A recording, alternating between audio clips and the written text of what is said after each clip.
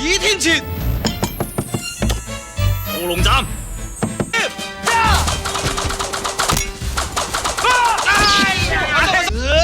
胜胜。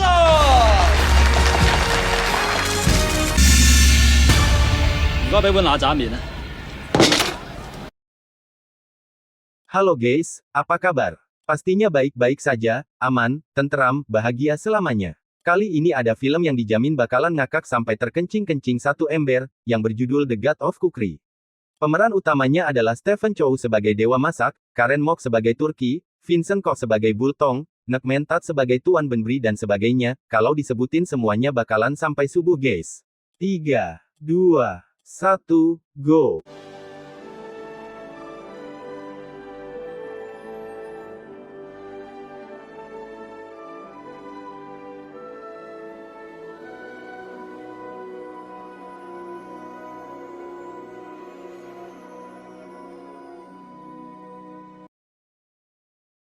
Di awal film, terlihat seorang peramal wanita, kaget melihat seseorang yang dia anggap malaikat, turun dari bumi. Stres sih, soalnya malaikatnya menggunakan celana kolor dipadukan kemeja yang sudah seminggu tidak dicuci guys. Ternyata orang yang dianggap malaikat tak lain adalah sepupu lain kali saya, Stephen Chow. Chow kemudian memesan mie campur pada seorang wanita cantik yang bernama Turki. Namun saat itu Chow memprotes masakan itu dan mengatakan mie buatannya kurang mengembang, baksonya hambar, lobaknya salah, kulit daging mentah, dan usus dagingnya kotor. Namun Turki tidak mengindahkan perkataan Chow. Tapi karena Chow terus-menerus berbicara, akhirnya Turki mengatakan bahwa itu cuma mie campur biasa dan harganya hanya $23, tapi Chow yang sok pintar malah meminta ganti rugi berobat $30. Turki pastinya menolak dong, namun Chow tetap memaksa dan malah dia mengaku sebagai mantan dewa masak. Tiba-tiba Turki memandang Chow dengan tajam dan masa lalu Chow diceritakan. Saat itu Stephen Chow menjadi dewa memasak dan di hadapannya hadir beberapa koki dari penjuru dunia seperti dari Cibodas, Cikampek, Cilelang dan Cici yang lain. Chow yang menjadi juri di acara itu malah memberikan nilai 0 besar kepada semua peserta karena baginya tidak ada yang menampilkan masakan yang memuaskan. Salah satu peserta jadi nangis deh, gara-gara Chow sih. Ia pun lalu mempertunjukkan bagaimana sebenarnya seorang koki memasak untuk menciptakan makanan yang enak. Semua orang pun terkagum dengan skill memasaknya, dan saat masakannya telah siap, seorang koki yang mencicipi makanan tersebut lalu berteriak sekeras-kerasnya bahwa masakan itu lezat sekali. Di tempat lain memperlihatkan seorang MC yang memperkenalkan dewa memasak dan menyanjungnya dengan mengatakan bahwa ia mungkin adalah seorang malaikat atau iblis dari neraka. Tiba-tiba Stephen Chow datang dan menggigit kepalanya, karena telah menyebutnya setan dari neraka. Ternyata itu semua hanyalah akting yang dilakukan oleh anak buah Stephen Chow untuk menaikkan rating perusahaannya. Chow lalu menyanjung anak buahnya yang tadi menyamar sebagai koki. Namun Chow memarahi salah satu anak buahnya yang bernama Tuan Yeng yang tadi berteriak keras sekali dan berkata lezat sekali. Baginya itu sangat berlebihan dan tidak perlu. Ia lalu mendapatkan telepon dari rekan bisnisnya yang bernama Tuan Benbri, Chow yang menggunakan setelan baju tradisional Cina, dipadukan dengan celana kolor yang mungkin sebulan belum dicuci, untung bukan warna hijau, kalau hijau jadilah kolor hijau. Ia lalu pergi bertemu dengan teman bisnisnya itu. Tuan Benbri kemudian menawarkan kerjasama dengan produk terbarunya mie instan Jawara. Chow yang mencoba produk itu malah mencela bakso ikannya yang tidak elastis dan memantulkan ke kepala Tuan Benbri.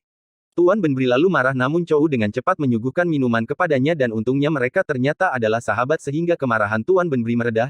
Chow masih dengan gaya celana kolornya, lalu mengantarkan Tuan Benbri keluar dari kantornya.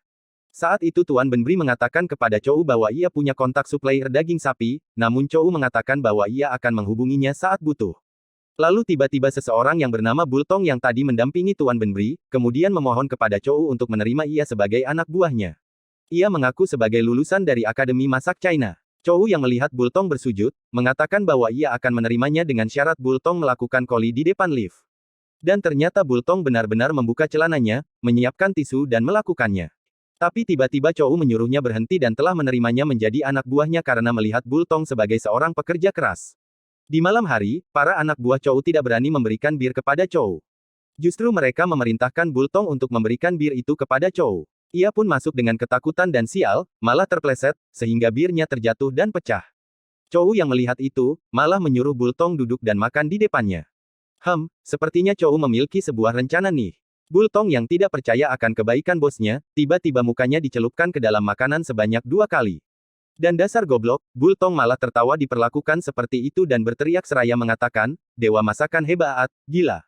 Keesokan harinya, Chou meresmikan cabang tokonya yang ke-50, yang ternyata berdekatan dengan toko milik sahabatnya Tuan Benbri. Namun Tuan Benbri bukannya marah karena mendapatkan saingan baru, ia malah merasa Chou menghormatinya dan berterima kasih. Aneh. Sementara itu Bultong menyampaikan ke Chou bahwa ada cewek cantik yang mengaku penggemar nomor satunya ingin bertemu dengannya. Chou lalu berhayal bertemu dengan cewek cantik itu, namun ternyata saat ia ingin menciumnya, yang dia cium adalah Bultong. Dan penggemar yang datang melihatnya adalah seorang banci kaleng, di mana Chou kemudian menendangnya hingga terlempar ke belakang. Ingat, bukan Chou Mobile Legend ya. Chou pun memamerkan produk andalannya di depan para tamu dan akan mempersembahkan demo masakan terbarunya yaitu mie campur. Dia pun menunjukkan skillnya dalam memasak mie campur. Namun tiba-tiba anak buahnya Bultong malah mengejek mie campurnya dan mengatakan bahwa baksonya hambar, kuahnya tidak berasa, kulit daging terlalu matang, dan usus dagingnya kotor. Ia juga mengatakan bahwa ia bukan pengusaha yang handal. Chou yang marah lalu memerintahkan satpamnya untuk mengusir Bultong, tapi ternyata sahabatnya Benbri telah mengkhianatinya dan bekerja sama dengan satpam untuk tidak mendengarkan perintahnya. Bultong lalu menggebu-gebu memarahi Chou seperti anak kecil yang dimarahi oleh bapaknya. Kehabisan akal, Chou berniat pergi tapi malah dihadang oleh tamu.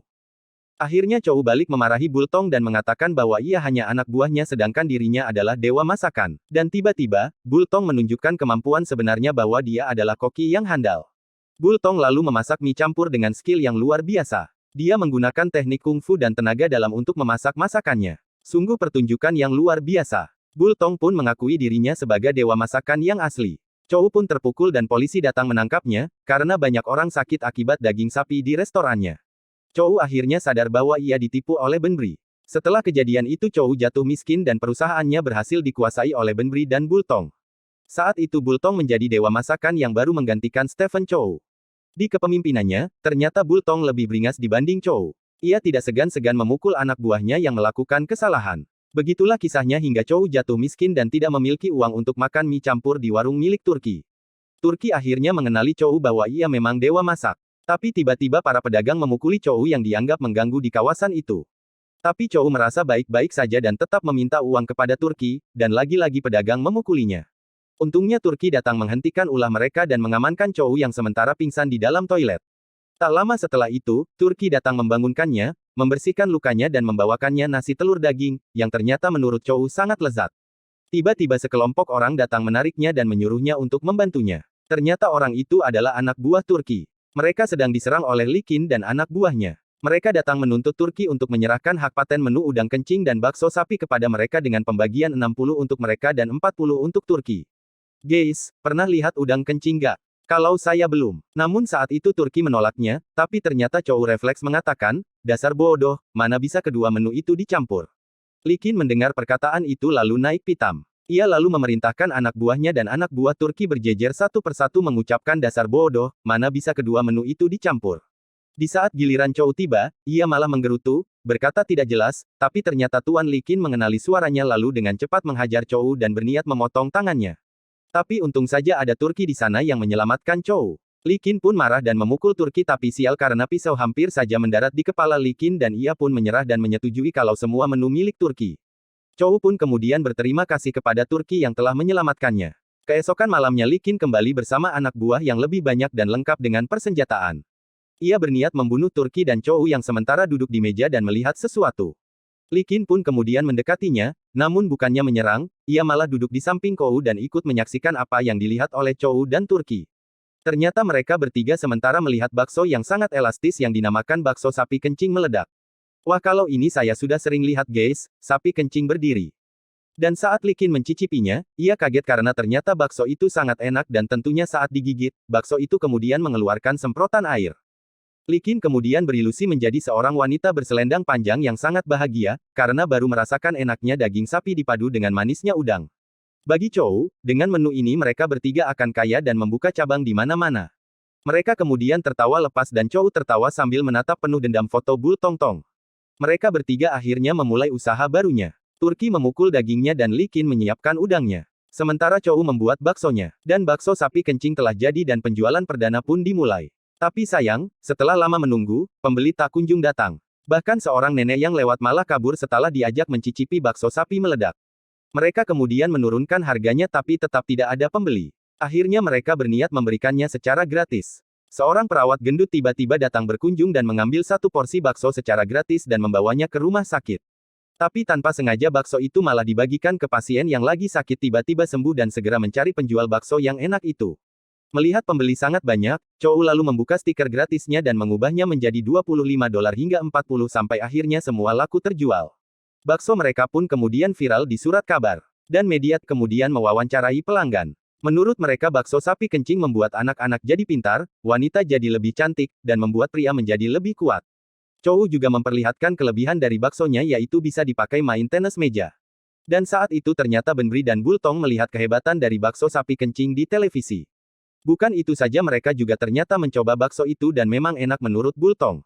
Keesokan harinya Chow dan teman-temannya pergi ke bank untuk meminjam modal untuk membuka 20 cabang.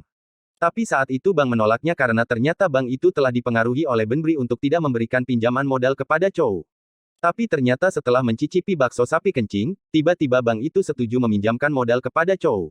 Petugas bank kemudian melaporkannya ke Benbri, dan Benbri malah senang bukan main karena Chow sebenarnya akan membuka 20 cabangnya di tempat terpencil. Pastinya ia akan bangkrut. Tetapi ternyata, Stephen Chow ini sangat cerdik. Mereka membuka cabang hanya untuk membuat makanan kaleng yang akan dikirim ke kota dan sudah dijual di 2.800 toko dan supermarket. Akhirnya di sebuah acara award, di mana Stephen Chow terpilih sebagai si jenius makanan dan minuman, Chow dan Benbri kemudian bertemu. Chow pun menyampaikan ke Benbri bahwa dengan terpilihnya ia sebagai si jenius makanan dan minuman, maka ia bisa mendaftar di kompetisi pemilihan Dewa Masakan bulan depan. Dan dengan lantang Chow mengatakan bahwa ia akan merebut kembali apa yang dia miliki. Chow juga bermaksud pergi ke Cina besok untuk mendaftar di Akademi Memasak Cina. Sama dengan tempat berguru Bultong. Bultong yang emosi karena Chow menghinanya lalu berniat memukul Chow tapi ternyata Turki lebih cepat dan Tuan Benbri yang malah kena tabok tempat sampah dan dipukul habis-habisan. Tapi saat itu, Turki kecewa karena Chow malah memarahinya karena memukul Tuan Benbri. Turki sebenarnya juga cinta dengan Chow tapi Chow tidak menanggapinya karena wajahnya yang jelek. Di malam hari Chow dan teman-temannya duduk santai, dan saat itu Li Qin mengatakan bahwa sebenarnya 3 tahun yang lalu Turki itu adalah wanita cantik, hingga saat ia dipukuli oleh anggota gangkuan. Saat itu Turki melawan karena gangkuan merobek benderanya. Dia mati-matian membela benderanya. Hingga wajahnya harus dibacok, tulang punggungnya ditikam hingga tulang syarafnya putus dan dipukul dari belakang, membuat giginya menjadi maju. Chow pun kaget karena ternyata bendera yang ia bela adalah bendera yang bergambar dirinya sebagai dewa masak. Saat itu Turki adalah fans nomor 1 dari Stephen Chow. Semua posternya ada di bawah meja Turki. Tiba-tiba Turki datang mengutarakan cintanya kepada Chow. Ia hendak ikut dengan Chow ke Cina, tetapi Chow malah cepat memesan taksi, kabur dari tempat itu dan membuat Turki jadi bersedih. Keesokan harinya Chow kemudian terbang ke China. Tapi dia kemudian menghubungi Li Qin bahwa di tempat itu tidak ada yang namanya Akademi Masak Cina. Li Qin pun menyarankan agar Chow pulang ke Hong Kong saja, tapi Chow mengaku kalau ia takut bertemu Turki. Namun Li Qin meyakinkan bahwa Turki tidak ada di sana. Namun ternyata Turki juga ikut ke Cina mengejar Chow. Dengan berlari ia mendekati Chow dan kejar-kejaran antara Turki dengan Chow pun terjadi. Akhirnya Turki berhasil mendapatkan Chow dan ia mengatakan kalau ia menyusulnya hanya untuk membawa barangnya yang ia lupa. Turki juga memberikan secarik kertas dan meminta Chow menggambarkan hati untuknya sebagai kenang-kenangan, namun Chow menolaknya. Dan tiba-tiba seseorang datang menembaknya namun untung saja ada Turki yang melindunginya dan menyebabkan Turki tertembak. Tapi Chow juga tampaknya tertembak dalam insiden itu. 1 bulan kemudian, kompetisi masak pun dimulai. Bultong telah hadir di acara itu dan Benbri meyakinkan Bultong bahwa Chow sudah mati ditembak oleh anak buahnya jadi tidak mungkin dia hadir di acara itu. Tetapi keajaiban terjadi karena ternyata Chow masih hidup dan tampaknya ia telah berubah. Ia telah menguasai jurus kungfu, rambutnya memutih dan tampak berwibawa. Di depan juri tiba-tiba saja hadir ketua biara Shaolin yang bernama Sang Mimpi Basah, nama yang keren guys. Dia mengakui bahwa dia datang untuk mendukung temannya Chow. Namun ia diusir dan dilempar keluar karena merupakan tamu tidak penting. Akhirnya Chow menceritakan kejadian yang telah menimpanya. Ternyata dia berhasil lolos dalam tembakan itu dan dirinya terjatuh ke jurang di mana biara Shaolin menyelamatkannya dan mengangkatnya sebagai murid. Saat itu Chow adalah murid yang bandel. Ia terus-menerus bermaksud kabur namun berkali-kali, 18 pendekar kuil Shaolin membatalkan niatnya. Sampai pada akhirnya Chow sadar bahwa yang dimaksud Akademi Masakan Cina sebenarnya adalah biara Shaolin itu. Ia pun mulai berlatih memasak menggunakan tenaga dalam. Sama dengan yang sering dilakukan oleh Bultong. Karena Bultong juga dulu adalah murid yang dikeluarkan oleh biara Shaolin setelah 10 tahun berlatih di sana. Saat itu juri menggugurkan satu persatu peserta kompetisi Dewa Memasak karena memasak dengan asal-asalan. Dia juga berjoget dangdut untuk melihat keseriusan para peserta, dan semua peserta digugurkan karena tidak fokus dan malah melihatnya berjoget kecuali dua orang yang dari tadi belum bergerak sama sekali yaitu Chou dan Bultong. Chou lalu mengajak Bultong untuk bertaubat tapi ditolak oleh Bultong. Mereka berdua pun mulai memasak dan ternyata Bultong marah karena Chou meniru gerakan masaknya. Ia pun melakukan protes ke juri karena Chou mengikuti gerakannya tapi ditolak oleh juri. Mereka berdua kemudian melanjutkan memasaknya tapi disertai dengan pertarungan. Tetapi Chou selalu menang dalam pertarungan itu. Namun sial karena guci yang digunakan oleh Chou dihancurkan oleh Tuan Benbri sehingga masakannya jadi tumpah. Waktu kompetisi masak sisa 2 menit lagi. Chou kemudian bertelepati dan bertanya kepada gurunya tentang menu yang cocok dia buat namun gurunya menjawab kalau menu itu berasal dari dirinya sendiri. Akhirnya waktu 2 menit dimanfaatkan oleh Chou untuk membuat masakan sederhana yaitu nasi telur daging yang merupakan masakan yang sama yang diberikan oleh Turki kepadanya dulu. Ia kemudian membuatnya dengan menggunakan jurus tangan keadilan. Ternyata menurut guru Chou, sang mimpi basah, bahwa jurus tangan keadilan adalah jurus yang diciptakan oleh Chou sendiri. Jurus itu Chou ciptakan saat dia bersedih mengingat seorang temannya yang telah berkorban untuknya. Kesungguhan cintanya membuat dia menerima Chou sebagai muridnya. Waktu kompetisi kemudian berakhir dan Chou berhasil menyelesaikan masakannya. Masakan yang sederhana tetapi dimasak dengan hati. Juri pun mulai mencicipi masakan Bultong yang bernama Buddha melompat tembok dan memandangi lautan. Saat selesai mencicipinya, juri pun berteriak dan berkata lezat dan menyanjung masakan Bultong. Kini tiba saatnya juri mencicipi masakan sederhana dari Stephen Chou, nasi telur daging yang ia namakan nasi kesedihan. Juri pun mencicipinya dan ia ternyata berteriak kegirangan dan mengatakan bahwa ia baru kali ini memakan nasi daging yang enak. Sangat enak dan sungguh luar biasa. Karena terlalu enak, juri pun kemudian pingsan. Dan saat bangun, ia ternyata telah menangis dan menurut Chou ia menangis karena ia telah menambahkan bawang di masakannya. Namun juri saat itu bersedih karena Tuan Benbri memegang kelemahannya yaitu anaknya yang diculik Benbri. Juri pun memutuskan kalau Bultong lah yang terpilih menjadi dewa masakan. Dan saat Bultong dan Benbri bersenang-senang, tiba-tiba muncullah seorang dewi dari langit yang mengatakan bahwa Chou dulunya adalah seorang malaikat tetapi ia melawan takdir kehidupan sehingga ia diturunkan ke bumi. Dan sekarang ia telah mengerti arti kehidupan.